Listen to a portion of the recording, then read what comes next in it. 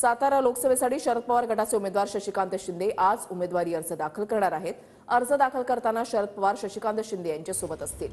शरद पवार गट आज साताऱ्यामध्ये मोठं शक्तीप्रदर्शन करणार असून गांधी मैदान ते जिल्हाधिकारी कार्यालयापर्यंत मोठी रॅली काढली जाणार आहे।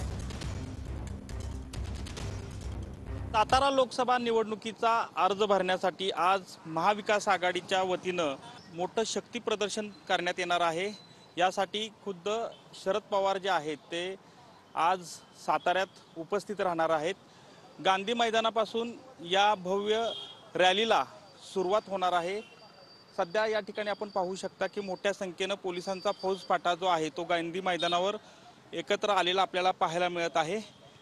एकूणच सांगायचं झालं तर शशिकांत शिंदे यावेळेचे उमेदवार आहेत आणि त्यानिमित्तानं मोठं शक्ती प्रदर्शनाचं नियोजन जे आहे ते या ठिकाणी करण्यात आलेलं आहे।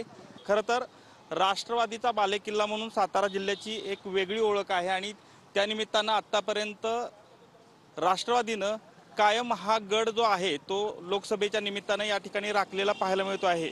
मात्र मागील 5 वर्षात भाजपचा जो शिरकाव या ठिकाणी झालेला आहे त्यामुळं नक्की या ठिकाणी यावेळी कशा पद्धतीनं निवडणूक रंगणार याची उत्सुकता ती लागलेली आपल्याला एकूणच पाहायला मिळत आहे। त्यामुळेच एकूणच आज स्वतः शरद पवार जे आहेत ते या ठिकाणी शक्ती प्रदर्शनाला उपस्थित राहणार आहेत।